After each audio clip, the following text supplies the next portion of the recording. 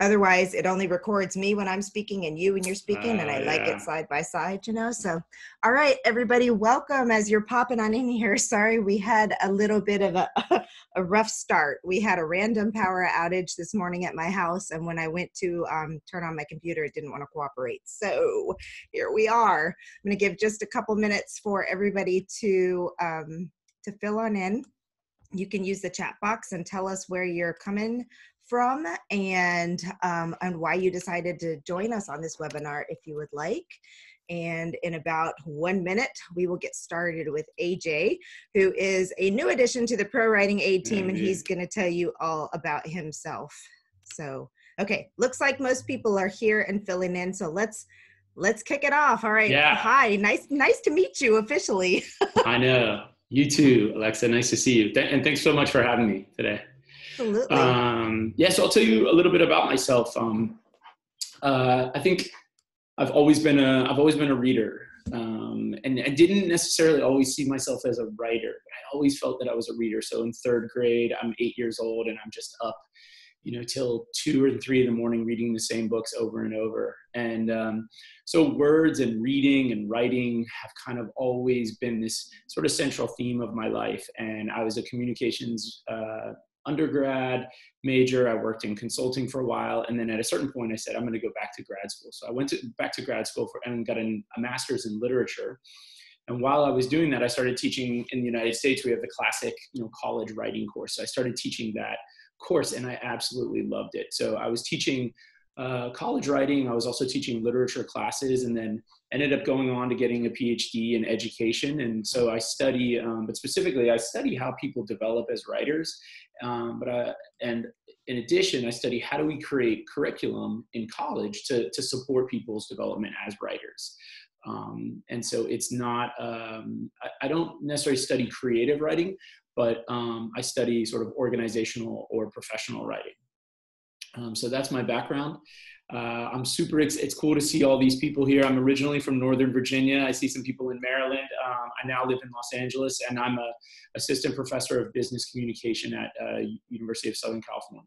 So you come to us though from the ProWritingAid team. Yes. How did that come to be? Yeah, I just think that I'm really excited about what ProWritingAid is doing in terms of writing and the future. And I think that there's really powerful and thoughtful ways that ProWritingAid is thinking about how AI and technology can empower us as writers, and can sort of I'm really interested in that mix of the human and the tech, and how can we do that in really thoughtful ways. And I think ProWritingAid does that. And I think ProWritingAid also is just this incredible tool to really change how we write, and change how we think about revision, and just change how we think about what we're doing as writers. Oh, that's awesome. And I don't want to forget to make this announcement, but Lisa just sent me a coupon code for 50% off of all versions of ProWritingAid. So stick around to the end of this webinar.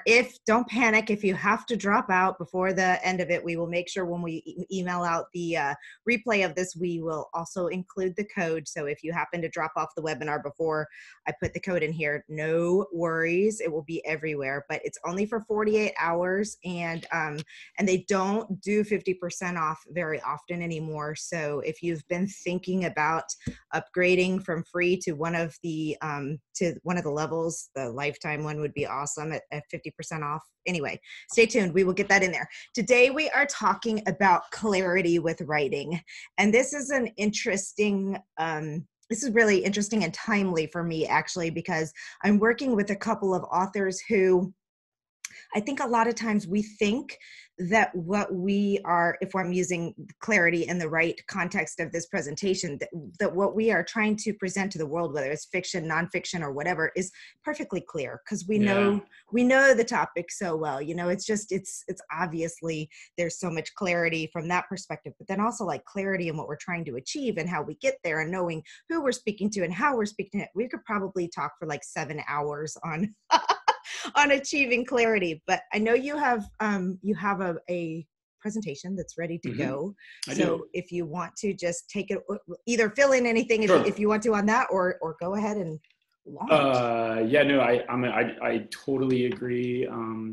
There's I think clarity is a really critical, but also we don't really talk about it in depth that much, right? So today we're going to talk about it along a few levels, and I want to make clear too that these are just a set of ideas. You know, that this isn't the end all be all in terms of how to think about clarity, and that I think a lot of you will find this helpful, and some of you might go, I'm not sure how that works for me exactly. And so I would see this as the beginning of the ways you're thinking about clarity. So why don't I'll share my screen and we'll jump in. Okay, and right before you get started, just everybody make sure that you use the Q&A box for your questions, and I'll try to keep a tab on those. But normally what we do is do a Q&A session at the end. So if you put them there, that way we don't miss any of them when we do that later on. So. Yeah, and I do really encourage you, the listeners, to make this your own. So ask lots of questions. You know, we'll try to get to as many as possible, but the effectiveness of this is really based on the degree to which you bring your own ideas to it. So definitely up for questions. So why don't I jump in? So yeah, today we're talking about a lot of things. We'll also talk specifically about 5 principles of clarity. And how do we make meaning and create understanding through reader-centric writing? And so I want to start, and Alexa, maybe I'll ask you, and maybe if the viewers would like to jump in too, why do we write? Why do you write? Oh my goodness. Well, simple question, right? Yeah. Well, as a child, I was the same as you, loved to read and had all these grandiose, started writing all these novels. So from there, I think a large part of the reason why I want to write fiction, if I ever make it there, is because I want to give back to others what authors gave to me, that whole new world that, wherever that new world, basically, all of that. But right now I'm writing mostly nonfiction, and I started to help other people heal from the loss that I went through. And now I have moved into writing for writers on publishing, because I have a skill that people need to know how to do, and I want to provide answers. Yeah, so I think the underlying theme and a big idea that you're getting at is that we write for others, right? We write to connect with people. We write to build relationships. We write to just feel less lonely, right? We write to, talk, like kind of just build relationships with other people. So for fiction and creative nonfiction, these are some ways that I think about why we write. We write because we want to move our readers. We write because we want them to feel what we feel, but in their own way. And then you mentioned the word world, and I think that's a really key thing. There's this idea of we want them to see the world how we see it, but make it their own, right? So there's this idea, there's this alignment, there's this connection that we're trying to get at. And for professional and business writing, which, by the way, I'm sure you've spoken about, is that, all creative writers are also business writers too, because they have to pitch their stories and pitch their ideas and understand the business of publishing. And so in professional and business writing, what we're really trying to do is we're trying to persuade our readers. We're trying to move our readers to act, whether it's to sign off on an idea that we've come up with, or to to hire us for something. But it's also a shared idea with professional and business writing and creative writing, is we want to align our world with our readers' world, and just make something happen as a result of that alignment. So one of the questions that I often don't think we ask ourselves as writers is not, I think a question that we often ask is, what do I want to say? Or what am I trying to do here? Well, what if we reframe that question? And what if we ask, what kind of reading experience do I want to create? What if we could just watch our reader reading and trying to see, what are they feeling? What are they thinking as they're reading? And so I often think we create this binary conflict of, art versus function. I want my reader to understand what's going on in my plot, or I want my coworker to understand this idea, but I can't be poetic about it, or I can't be lyrical about it, or I can't, so how do we negotiate this tension? And the way that I think about it really is, it's not art versus function or aesthetic versus function, but really both, right? That I think all of us have probably in our work have come across someone who was writing emails or professional documents, and they actually had a kind of lyrical quality to it. And so that's one thing that I want us to kind of think about, is that it's not a battle between, am I clear? If I sacrifice clarity for aesthetics, or do I sacrifice aesthetics for clarity? That you can do both. So what is clarity? And one of the cool things is that when you look at the root or the origins of the word clarity, it actually goes back to the 1300s and Old French, and the word clout. My wife's French Canadian. I probably ruined that word, but the R's are so tough. But I love this idea that rather than we think of clarity as sort of, does someone get what I'm saying? It goes into brightness and radiance and splendor and that kind of idea of seeing. So if we think about writing as, how do I create a brightness around the meaning of what I'm saying? How do we create a radiance or a splendor around my words? I think this kind of changes how we think about it. My own definition, though, is that clarity is really about what I would call the nature and depth of understanding that our reader has of the text meaning. So what is the nature of our reader's understanding? What is the depth of it?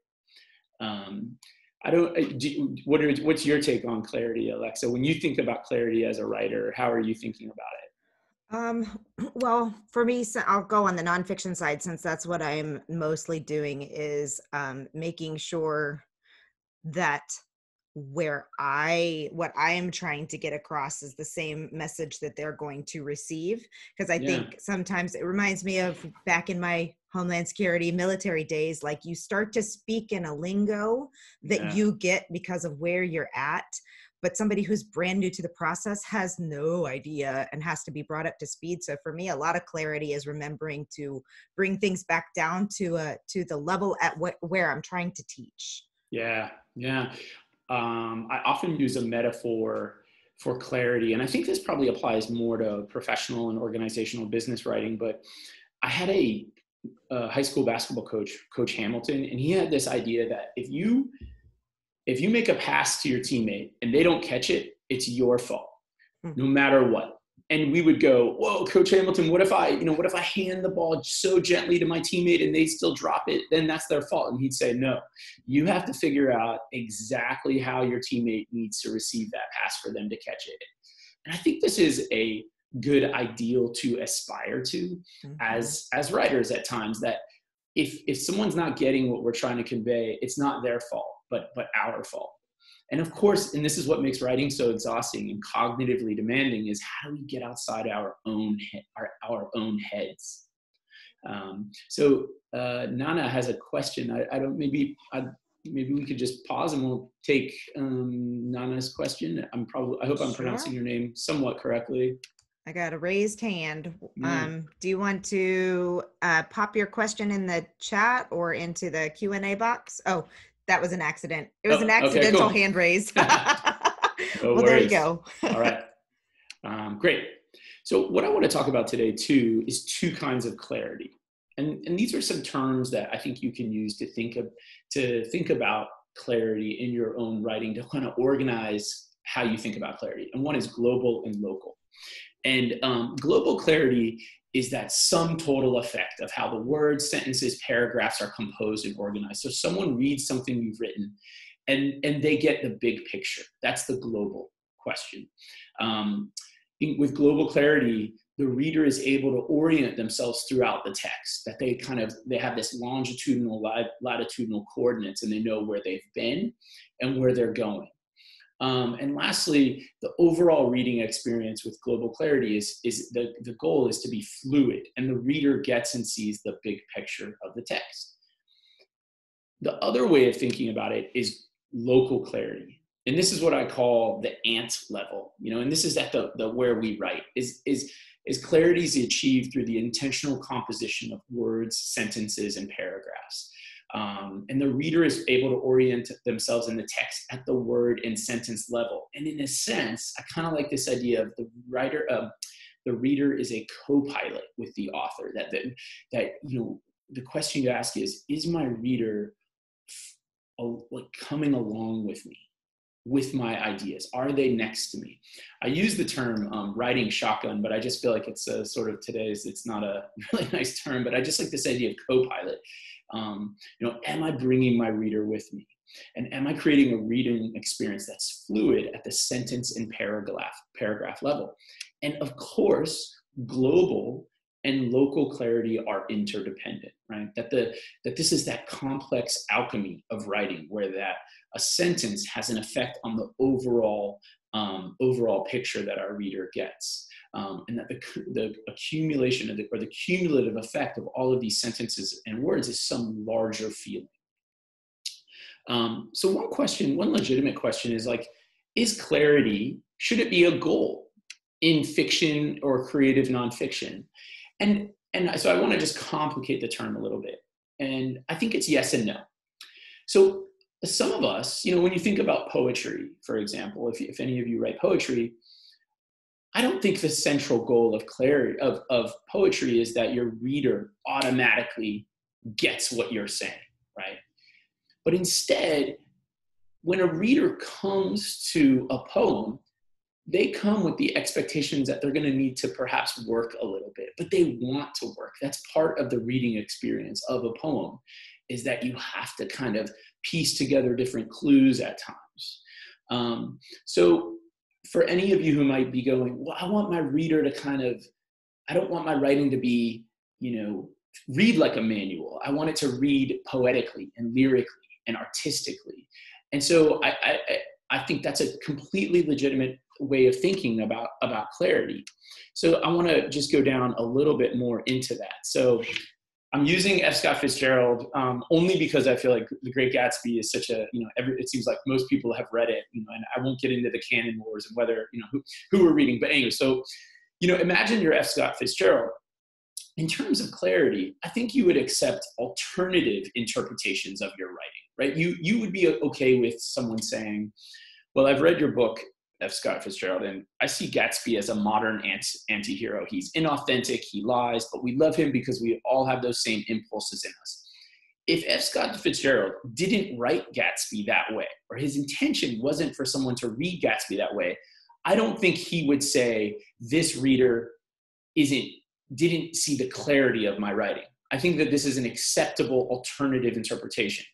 However, I don't think F. Scott Fitzgerald would accept perhaps what I would call like egregious misinterpretations or confusion about the writing. So that's to say, there's this famous apartment scene where one of the main characters is with his mistress, and you wouldn't want your reader to say, if you were F. Scott Fitzgerald, he lost me and I couldn't figure out what was going on, right?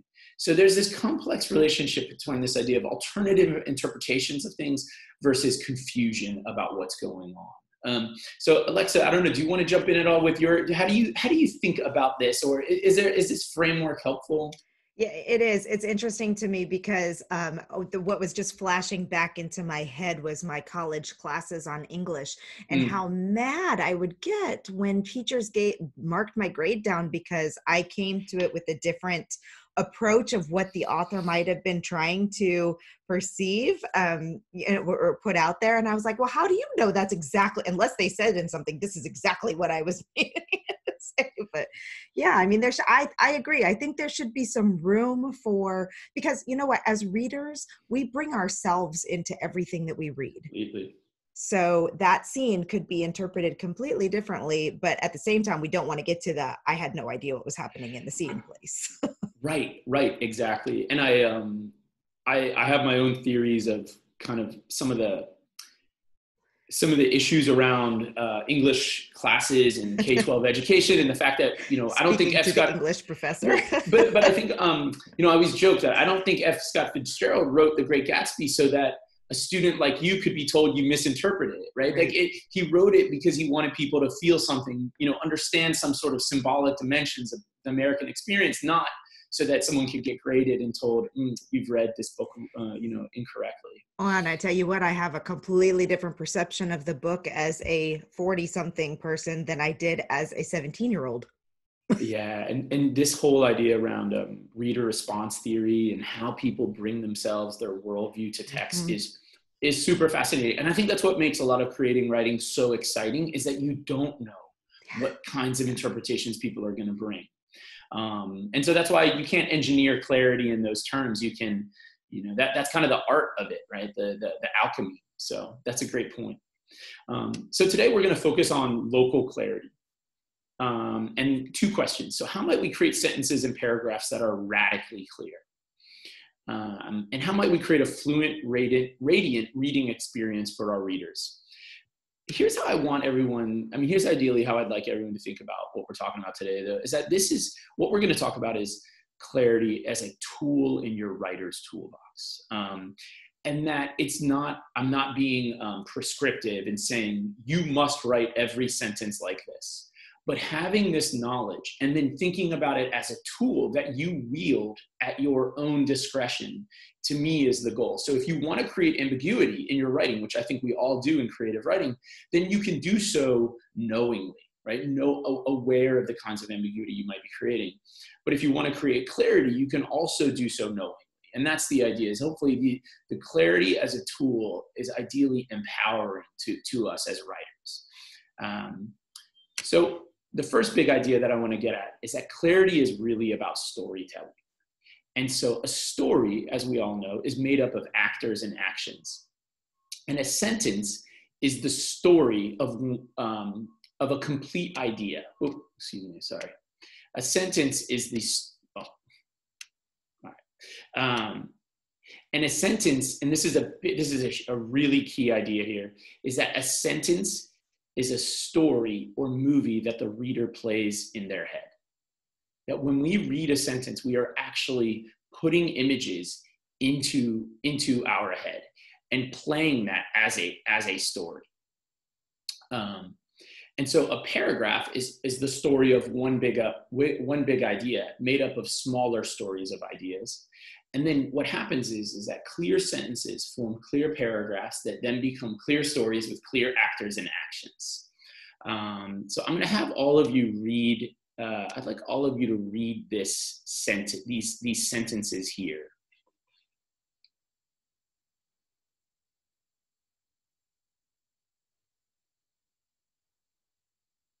So I'll read it too. I fell off my bike yesterday. My head smashed into the curb. I was wearing a helmet. I walked away unharmed. And so what these sentences try to illustrate, or some of the ideas that I'm getting at, is that none of us, I'm assuming that none of us had to reread these sentences, right? That they kind of just flowed into our head and we processed them as a movie or as a series of mental images. And I don't know if some of you, maybe when you read the words, my head smashed into the curb, you might have winced a little bit, right? As if you were actually watching this, right? So that even though this is not a movie of someone having their head smashed into a curb, these are sentences these are words that actually almost create in our heads a picture of that. And so it's super important to think about this as sentences as a movie as we move forward. So the other idea is that the subject and the verb of a sentence are the engines of clarity. Like, they are responsible for creating clarity. So in a way, you could remove everything from a sentence except the subject and the verb, and there still is some significant amount of clarity. So let's go to this sentence. I fell off my bike. If I took away everything but the subject and the verb, and I have I fell, a reader can still process something from this, right? But if I remove everything but the subject and verb, if I just say off my bike, you go, I have no idea what you're talking about, right? And as a reader or a listener, we're going, who felt, right? What's going on? And so the idea is that if we focus and think deeply about our subjects and verbs, we're more likely to produce clarity. So let's get into some of the specifics, though, of how we should think about clarity in terms of subjects and verbs. So here are the 5 principles.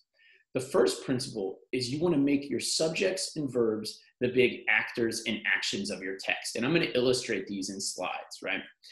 You want to put your subject and verb at the beginning of the sentence.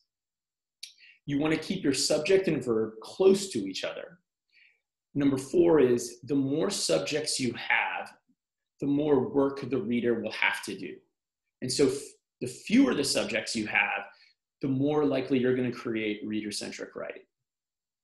And then lastly, to create clarity, we want to create what I call logic links, easily found logic links between each sentence. Okay, so let's jump into this a little bit. And I want everyone to read this paragraph to themselves. This is going to be a model paragraph. This paragraph is it comes from a legal document, and I'm going to explain it in a second.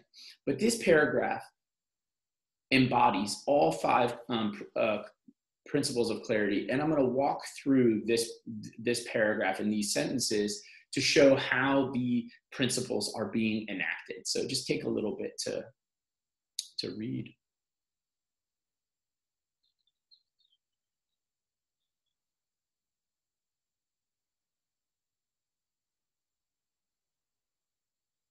And there's a reason why I use this, and I'll explain. And I don't want to get into the political dimension that I don't think we can. We need to, but here's what this is.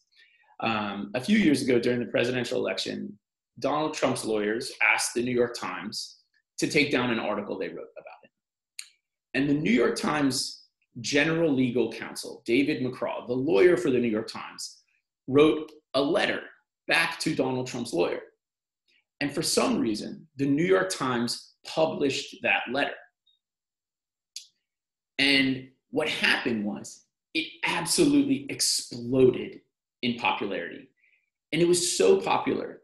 And again, David McCraw is not a New York Times journalist. He is the legal counsel for the New York Times. But people just mostly, it sounds like, most people loved this letter, but no matter what, everyone who read it understood it.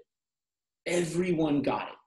And so it was so popular. It was the #1 article, #1 most viewed and emailed article in the New York Times for a week. And it was so popular that he had to write a follow-up article called "I Hardly Expected My Letter to Donald Trump to Go Viral."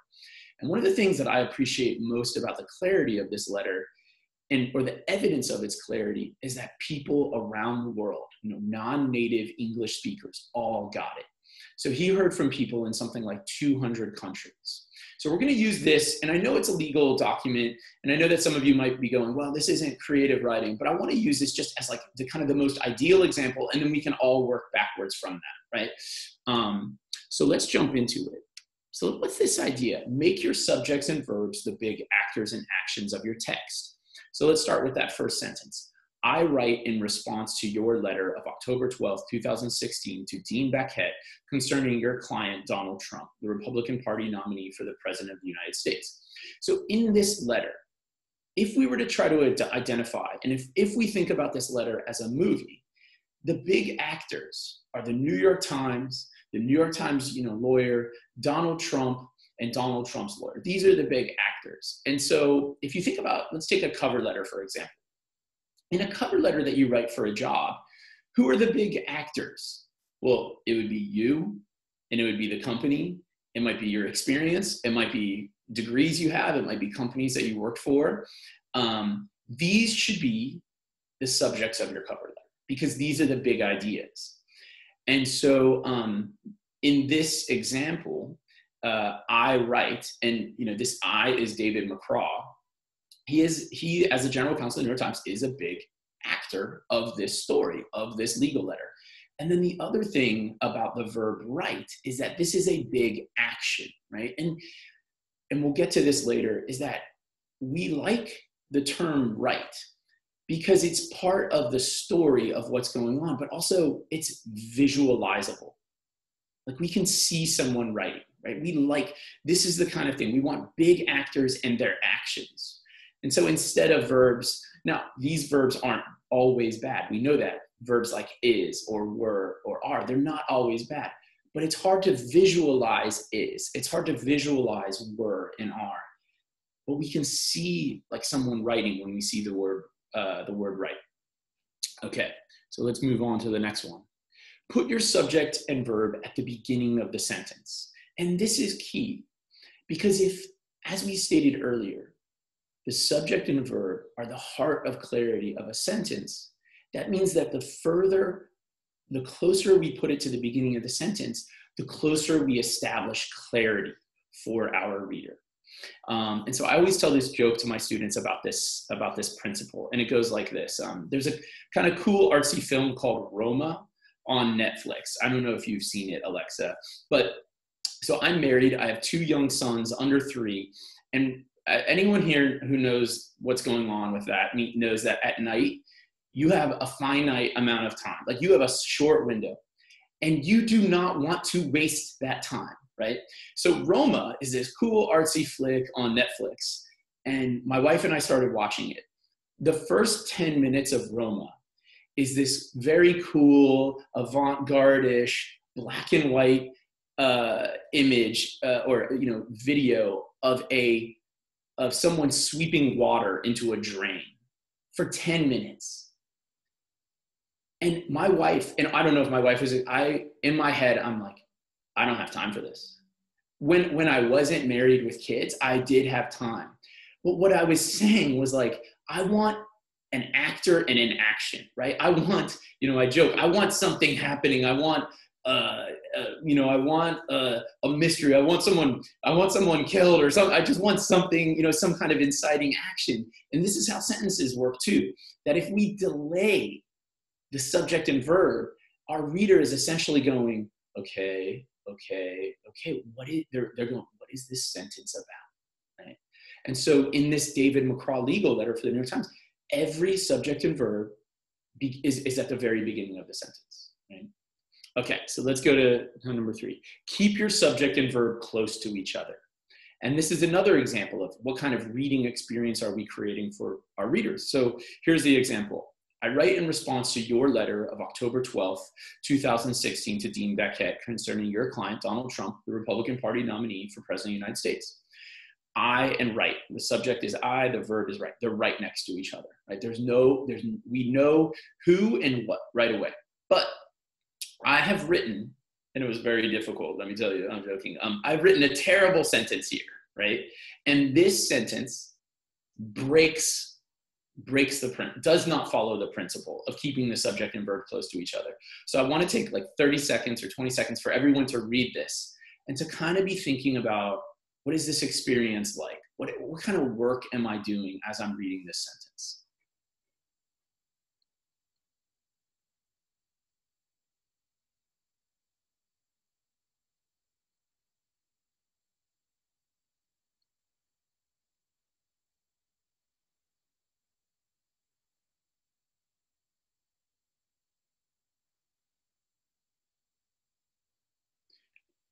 And so what's going on here is that when I say the theories of American philosopher John Dewey, I'm introducing my subject.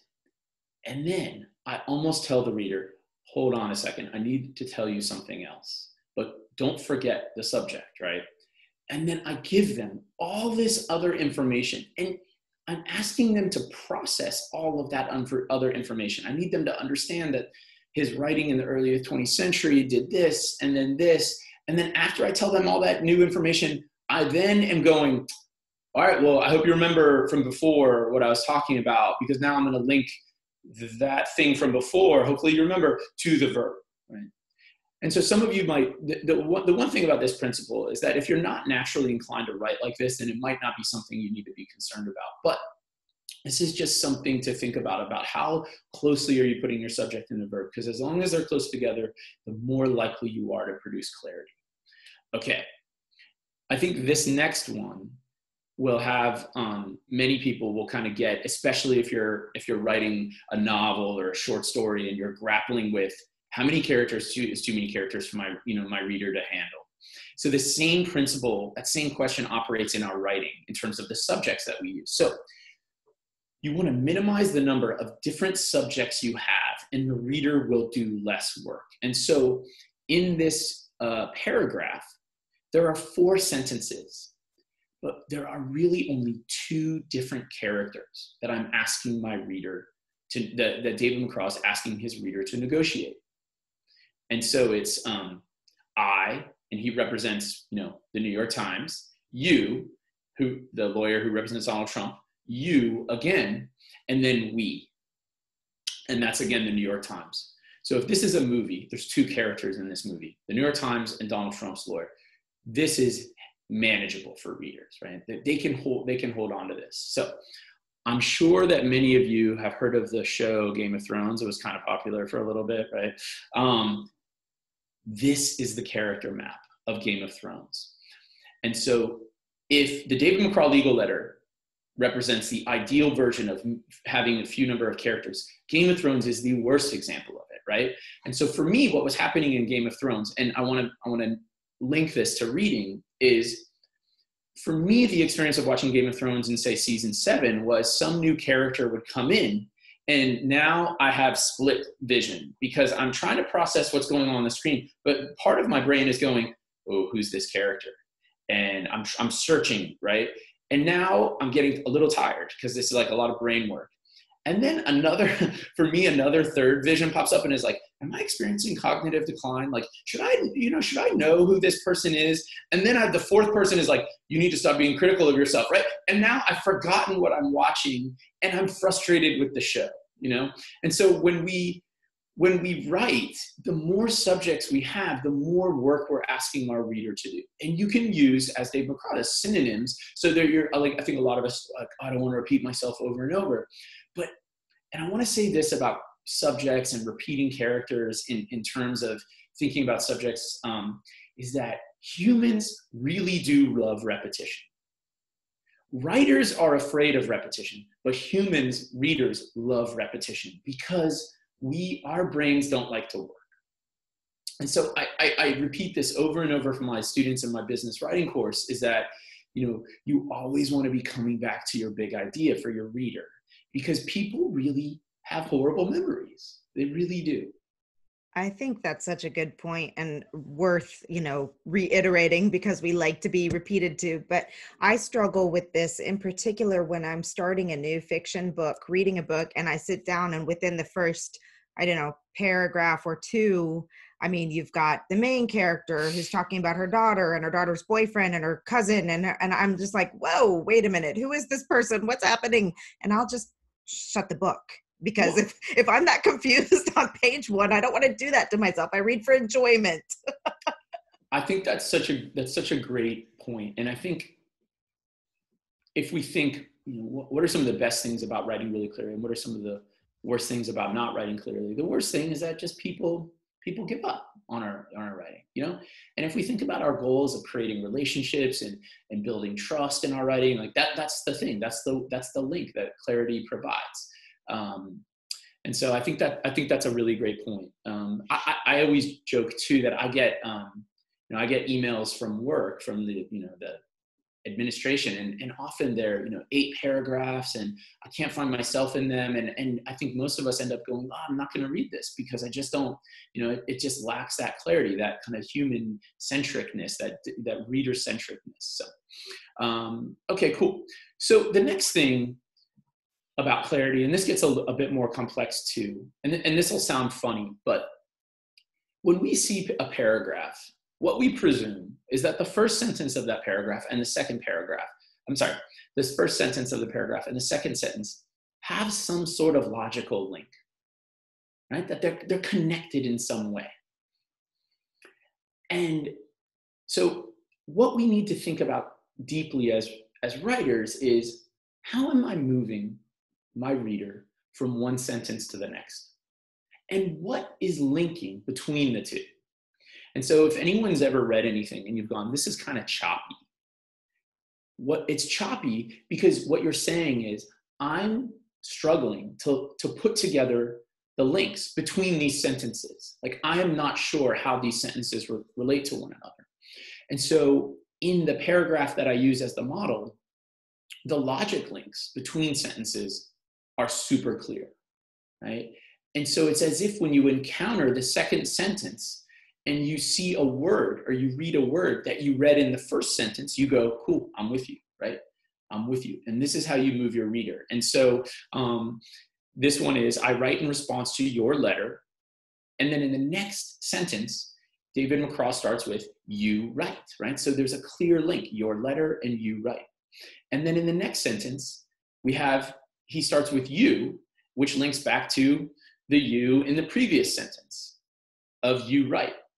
And then the last sentence is we decline to do so. And that we links back to the we in the previous sentence. Now, I know some of you might be going, oh, this is so obvious, but I think we'd be struck by how often we don't create clear logic links in our sentences. And as writers, we don't, because of course it's clear to me, right? As a writer, I know it's clear to me, but our readers are going, well, you're writing this. This is your subject matter. You're comfortable with it. I'm not sure, where we're going with these two sentences. Did you want to jump in, Alexa? I don't know if you have any thoughts on this one. I was just thinking, like, how often I'll catch myself even when I'm writing like a comment on social media or something, where I might say something like, I went to the store to get a dress that I'm going to wear next week yesterday. Yeah, it's like, right. I went to the store yesterday to get a dress for next week, and I'll read it back and I'm like, wait a minute, what's happening here? Yeah. And I think the funny part of that is that it was only in reading it back that you go, wait, right? But when you're writing it, it's this makes total sense. Right. And logic links, and actually that reading back part actually really relates to this next one. So some of you might be going, well, AJ, how do I use these? How do I effectively use the 5 principles? And so generally, what I do is I would use these in revision. And so what all of us can do after this webinar is take a piece of our writing and take the first 10 sentences and look for the 5 principles in all of those 10 sentences. Now, I'll explain a little bit more. For the first principle of make your subjects and verbs the big actors and actions of your text, the first thing you should do is just identify the subject and verb of those first 10 sentences. Just go. I'm just going to look for the subject and the verb. And then ideally what you do is you write them down somewhere else. And then you ask yourself, how are all of these related? Are these, am I repeating any? Because if I'm not, and that relates to, principle 4, if I'm not, that means that I'm throwing a new actor at my reader every sentence. And also for the principle 2 of putting information at the very beginning is underline the first 6 words of every one of your sentences and ask yourself, are the subject and the verb in here? Or where am I putting them? Because again, I want to make clear that these are principles, meaning, and not rules. And principles, the distinction is if you follow these, you are more likely to increase clarity. It does not guarantee clarity, right? But you are more likely to. So you should break these. I mean, we do all the time, but you break them knowingly. That's the big idea. So what I want to do is also show how ProWritingAid can help with clarity. And I am going to switch, if you'll give me one moment, I'm going to switch my screen and show you, okay. So this is the ProWritingAid tool. And I want you to just read this sentence.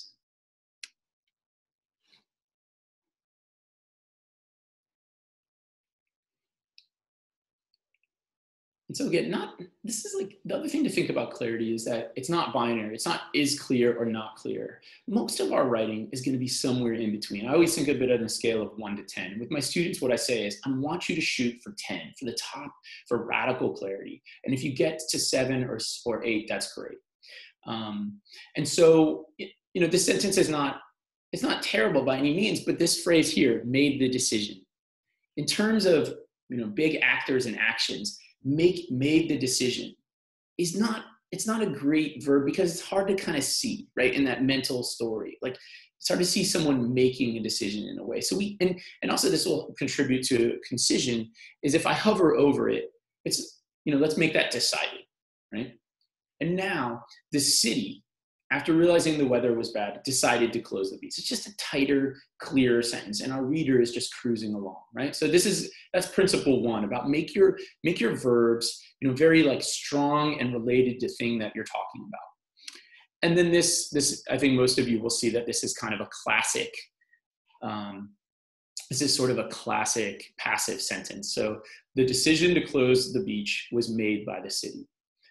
And this almost hits several of the principles, but the key one that it hits is make your principle one, which is almost the most impactful one, which is make your subjects and verbs the big actors and actions of your sentences. And so what ProWritingAid shows is that the better way to think about this is the city.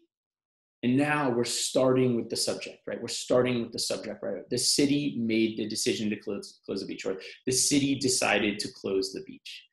And so some of us might go, oh, well, like, yeah, a couple sentences, that's great that you would, that you'd fix. Like, these are small changes, but in a 100-page novel, in a 30-page document, we're talking minutes, if not hours. And just also the example that Alexa, you brought up is, at a certain point, a lack of clarity means people give up. They just don't, their brain says, I don't want to work anymore, and they drop it. And so small changes in lots of sentences has a large cumulative effect on the clarity that our readers bring and have of our writing.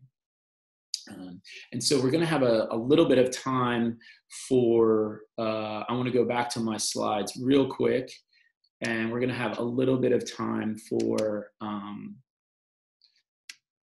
Q&A, but also this is the 48-hour discount code. And the do you have the link, Alexa? If not, I can. Yeah, I put it in the chat box. Okay. I put the link through our site, but it's also just ProWritingAid.com, I believe. So yeah, and if you scroll down, I'm just going to do it really quickly. I can show you. Yeah, good demonstration, because it's a little bit confusing when you have a coupon code. Yep. Let's see here. So why don't while I pull that up, do we want to maybe look at some questions that people have? And who's got a question? Or everyone want to?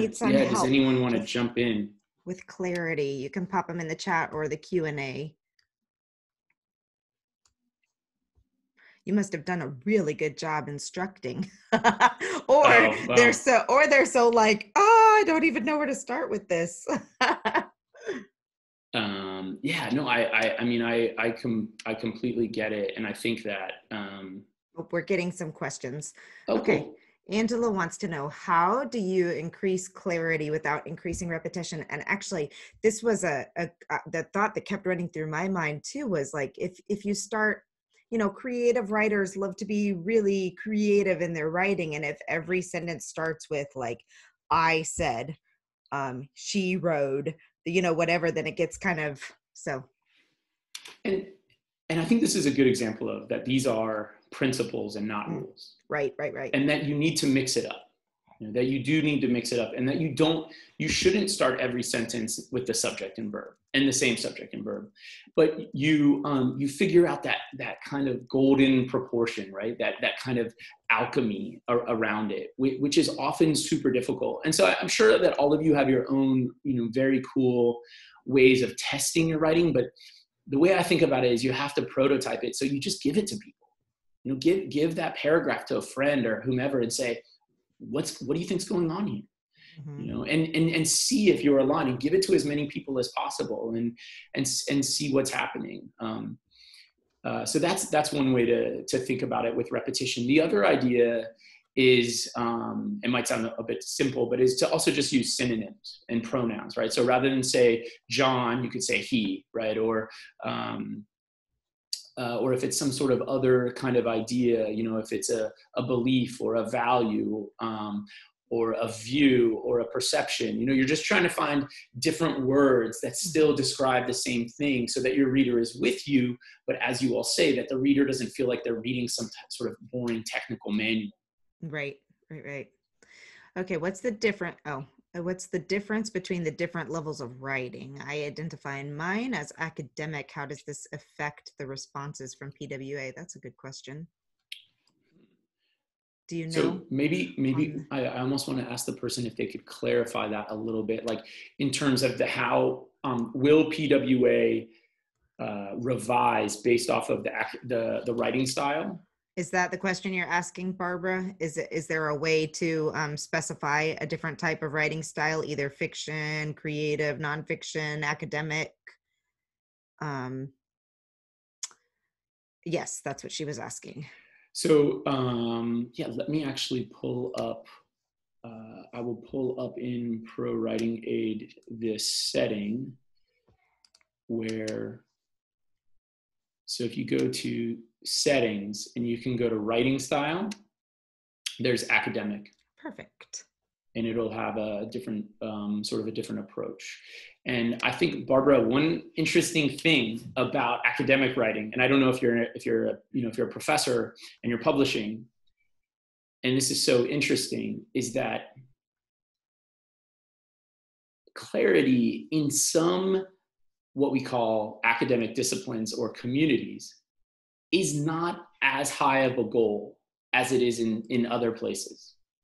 And so there are disciplines, and I mean this in a positive way, like philosophy and often English literature, where the writing is very dense and that they don't necessarily follow these principles.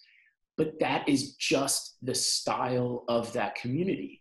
And the readers know that. And the readers, who are fellow academics, fellow professors, come to those texts with the expectation that they're going to have to work a bit more than were they reading, an IKEA manual or something along those lines. That they're going to have to kind of try to trace the sentence and figure out, well, what is the subject? What is the verb?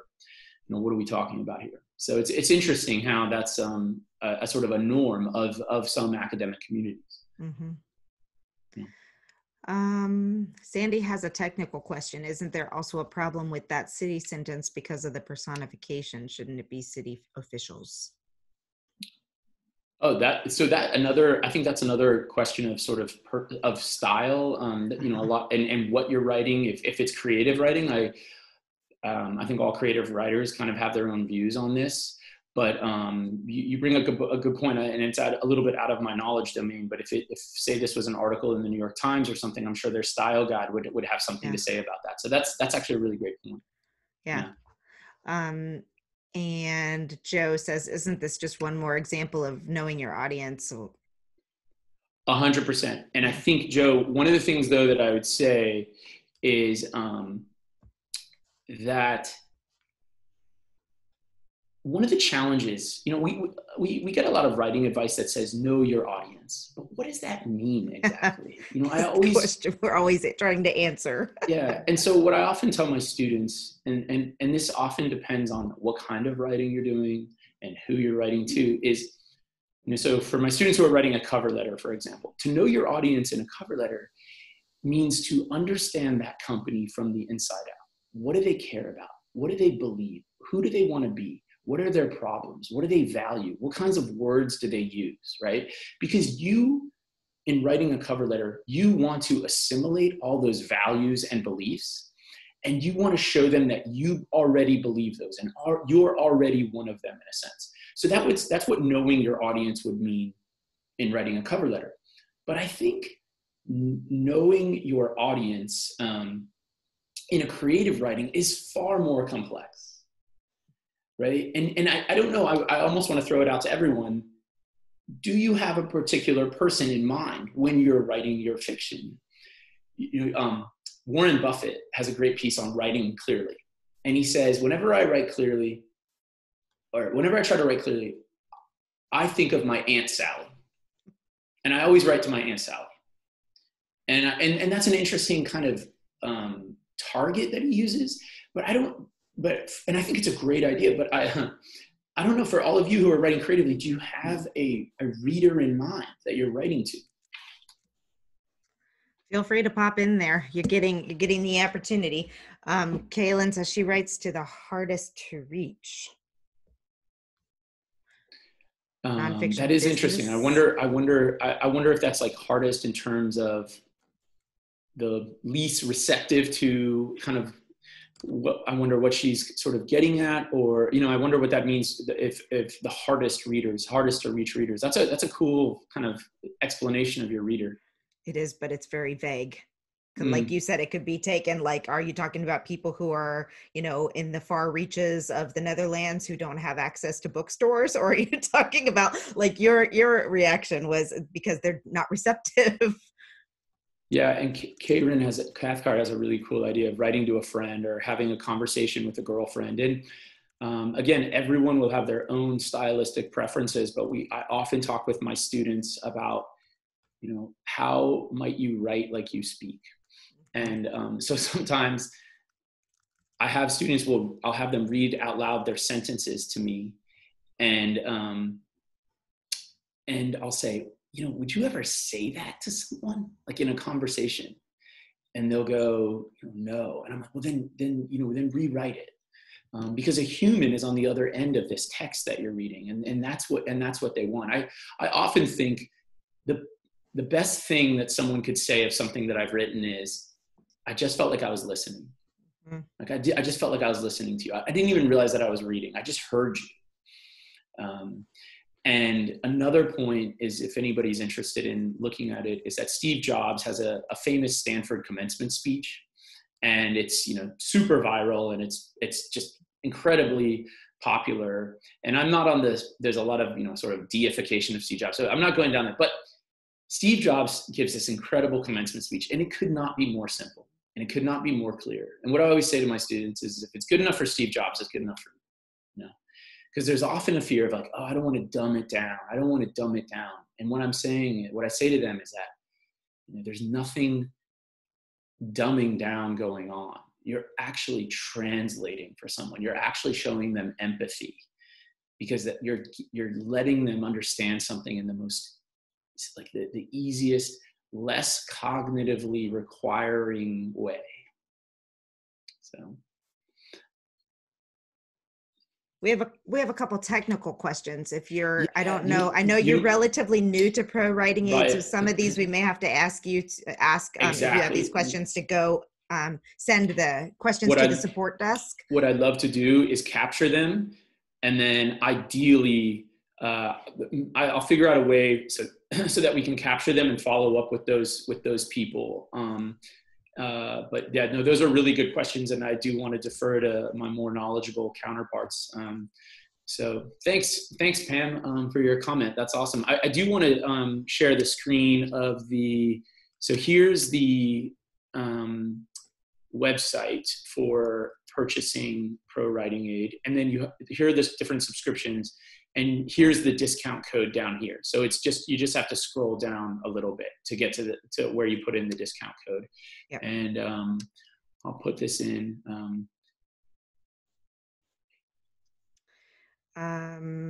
Yeah. So my last point that I'd say too, and this might sound a little over the top, but I really think clarity, and this will sound crazy, I think it's about love. It's really about loving someone and saying, I'm going to do everything I can so that the way you receive this information is the clearest and most simplest. Like, I love you, that I'm going to work so hard to make it clear for you. You have become a native Californian. I know. I'm just kidding. No offense to the Californians out there. I'm just teasing. No, this is really great. I do want to, since I've been using ProWritingAid for several years and done a couple of these, I can jump in and answer a couple of these questions if you want.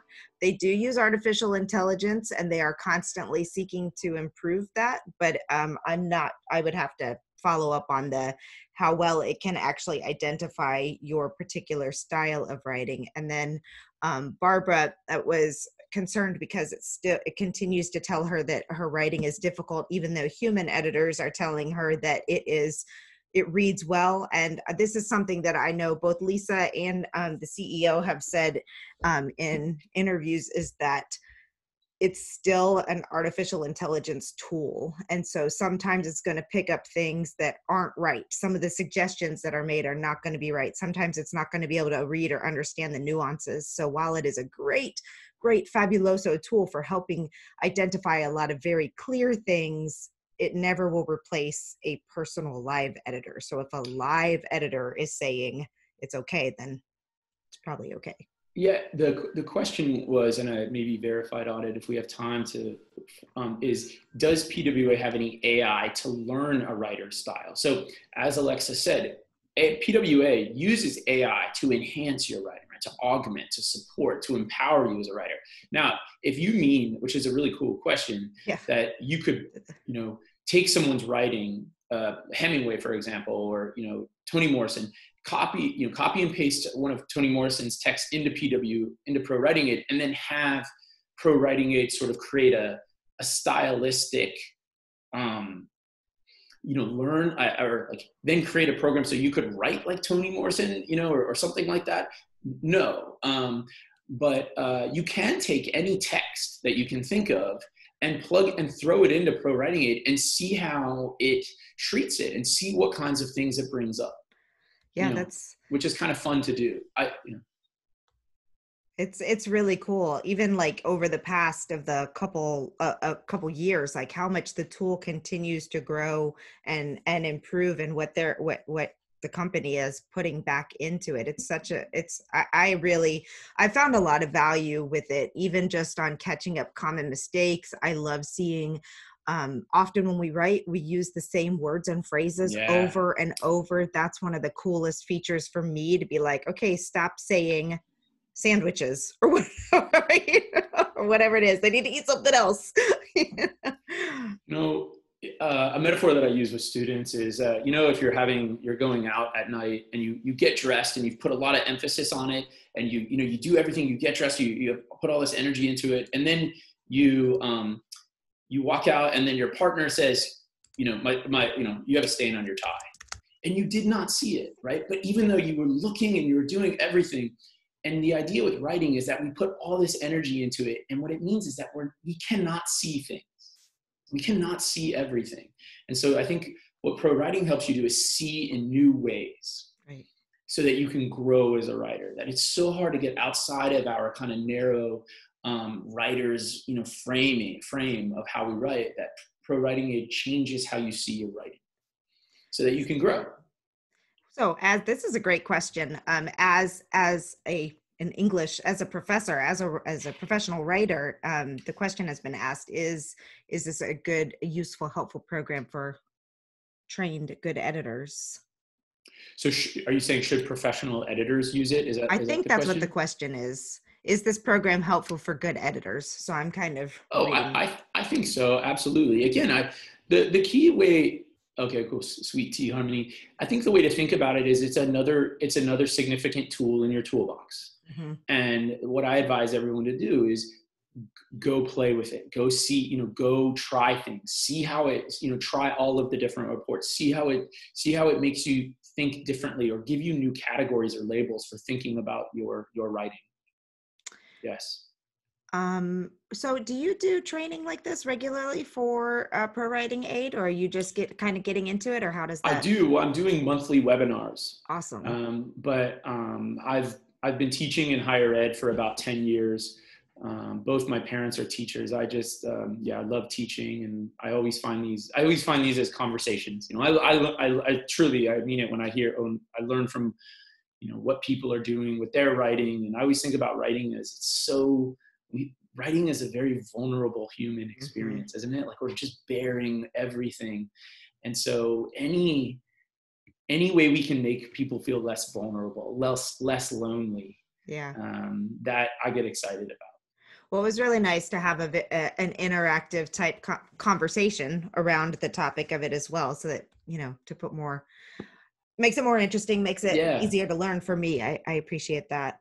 All right. It looks like we have answered all of the questions other than Pam's, which is a technical question. So I'll send that one over to Lisa, or I can copy it and paste it and email it to you guys, or however you want that. But last chance, if anyone has the last question. And the other question was, how long does the discount stay available? The discount is only available for 48 hours. The lifetime access, so if you're just a numbers person, the lifetime access means you pay one time and you have the upgraded license forever, is $299 normally. So you're able to get that at 50% off for the next 48 hours. If I was thinking long-term in writing, that makes a lot more sense than having to renew a license year after year after year. And there is a 14-day trial period, basically, where you can get your money back if you try to use it and it's not working. Their customer support is awesome. They will always help answer anything. And don't take advantage of this in the 48-hour window, because it never fails. 2 weeks after, someone's like, do you think we can still get another coupon code? And the other thing that I'd add to, and I really mean this, especially just working with everyone at ProWritingAid, is, and you'll see this if you go to the website and you use the tool, it is a community. Mm-hmm. And the idea is that it's not just about some technical app that is on a website, that this is really a place to go to, again, to feel less lonely, to go, oh, that is an issue I've had, or, oh, I didn't know that was something that I could work on. Yeah. And that there's great blog content that we're always trying to create, webinars. And again, just we really are trying to create a community. And it's not just about fixing writing, right? It's about growing and learning. And so, yeah, it's amazing. Yeah. Well, thanks. It was a pleasure to meet you, and I'm glad to work with you. And we're always happy. We're so happy to have ProWritingAid as a sponsor, as a continuous sponsor of our summit, because it's been such a great tool and resource, and you guys are the best. Oh, thanks so much, Alexa, for having me. And it was wonderful being on with everyone. Thanks, Janelle and Angela and Linda Melinda for your kind words. And happy writing. Good luck with your writing. All right. Thanks. Have a great day, everyone. Okay. Take care.